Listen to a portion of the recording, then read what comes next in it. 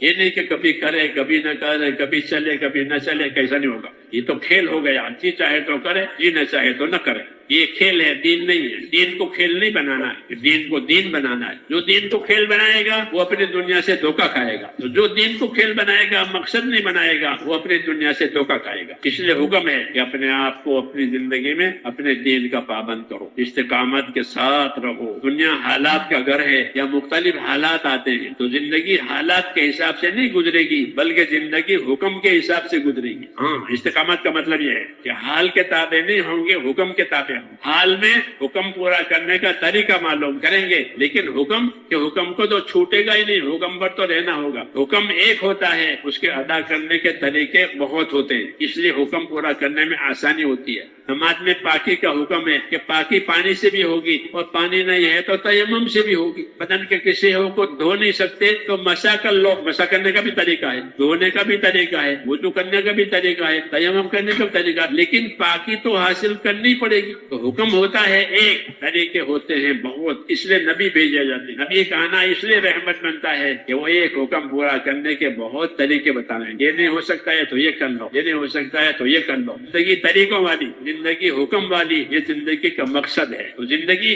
حکم کے حساب سے پوری کی جائے گی، حالات کے حساب سے نہیں. حالات میں حکم پوچھا جائے گا کہ اب میں کیا کروں. ہم دین کو پوچھتے نہیں ہیں، اس لیے دین ہمارے لیے بھاری ہو گیا اور تنگی آ گئی. حالانکہ اللہ نے دین میں تنگی نہیں رکھی ہے. وما جعل علیکم فی الدین من حرج، اللہ نے دین کے معاملے میں کوئی تنگی نہیں رکھی، آسانی رکھی ہے. یرید اللہ بکم اليسر، اللہ کا ارادہ تمہارے ساتھ آسانی کا ہے. آسانی تو سیکھنے سے، پوچھنے سے ہوتی ہے. اگر آدمی پوچھے نہیں کہ بھئی ڈاک خانہ کہاں ہے اور گھومتا رہے تو وہ تو تھک جائے گا. اور پوچھے کسی سے کہ بھئی ڈاک خانہ کہاں ہے تو کتنے ہی بتانے والے ملیں گے. ریلوے اسٹیشن کہاں ہے، کتنے ہی بتانے والے ملیں گے. حضور نے فرمایا انما شفاء العی السؤال، جب ہار جاؤ تھک جاؤ تو پوچھ لیا کرو کہ اب میں کیا کروں، بیمار ہو گیا ہوں، کیسے نماز پڑھوں. عمران بن حسین اکثر بیمار رہتے تھے، وہ حضور سے مسائل پوچھتے رہتے تھے بیماری کے. ہماری کتابوں میں بیماری کے مسائل ان کی طرف سے آئے ہیں. عمران بن حسین نے پوچھا تھا، حضور نے جواب دیا تھا. عمران بن حسین نے پوچھا تھا، حضور نے جواب دیا. ان کے پوچھنے سے ہم کو بھی راستہ مل گیا. تو دین میں تنگی نہیں ہے. استقامت پیدا کرنے کے لیے سیکھ کر پوچھ کر چلنے سے استقامت اور پابندی آسان ہو جاتی ہے. اس لیے دین سیکھنا ضروری ہے. دین کی محنت میں دین کا سیکھنا بھی ہے. دین کی محنت میں خالی پھرنا نہیں ہے، خالی نکلنا نہیں ہے، بلکہ اپنے ایک دوسرے کی صحبت میں رہ کر کے سیکھو. جیسے صحابہ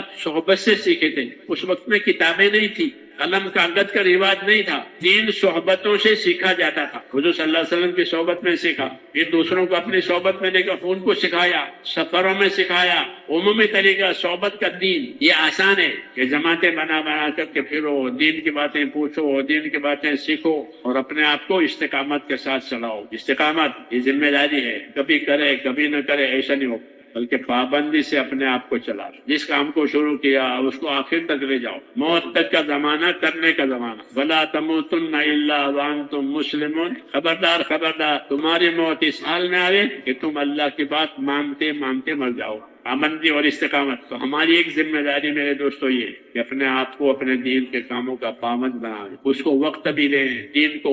اس لیے کہ اگر اس کو وقت نہیں دیا گیا، وقت نہیں ملا تو دین کسی جگہ پائے گا. زندگیوں میں دین لانے کے لیے اپنے آپ کو اس کے لیے فارغ کرنا پڑتا ہے کہ فارغ ہو جاؤ اپنے دین کے لیے، تاکہ دین زندگی میں آوے، سیکھنے کا موقع ملے، سمجھانے کا موقع ملے، دعوت دینے کا موقع ملے. اس لیے وقت مانگا جاتا ہے. دنیا نے سارا وقت گھیر لیا ہے، قبضہ ہو گیا ہے. اس لیے حکم ہے کہ اپنے آپ کو اس کے لیے فارغ کرو تاکہ دین آوے. جب دین آوے تو اپنے آپ کو اس کا پابند کرو. اپنی ذاتی زندگی حکموں والی، اجتماعی زندگی نصرت والی، ذاتی زندگی حکموں والی. ہر آدمی اپنی ذاتی کی زندگی میں اللہ کے حکموں کا پورا کرنے والا بنے، ایمان والا بنے، عبادت والا بنے. مال ہے تو مال کا دین ادا کرے، کہ اللہ نے مالدار بنایا ہے تو مالداری کا دین ادا کرے. جس حال میں ہو اپنی ذاتی زندگی اللہ تعالیٰ کے حکموں والی بنا لے. اور اجتماعی زندگی، کہ اجتماعی زندگی اللہ کے دین کی نصرت والی بنا، کہ مل جل کر کے اللہ کے دین کے مددگار بنو. اے ایمان والو تم سب کے سب اللہ کے دین کے مددگار رہو. استقامت، نصرت، یہ دو ذمہ داریاں ہیں کہ دین سیکھ کر اپنے آپ کو پابند بناؤ. پابند بناتے ہوئے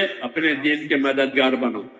اپنے دین پر استقامت چلنے والے کامیاب ہو جائیں گے، اور استقامت پر جو نہیں چلیں گے اور دین پر پابند نہیں ہوں گے وہ دنیا میں تو لذت حاصل کر لیں گے لیکن آخرت میں ناکامی کا سبب بنے گا۔ مولانا ابراہیم دیولہ صاحب کا زبردست بیان۔ مزید ایسے بیانات کے لیے ہمارے یوٹیوب چینل بیانات کلپس کو سبسکرائب کریں اور ویڈیو کو دوستوں کے ساتھ شیئر کریں۔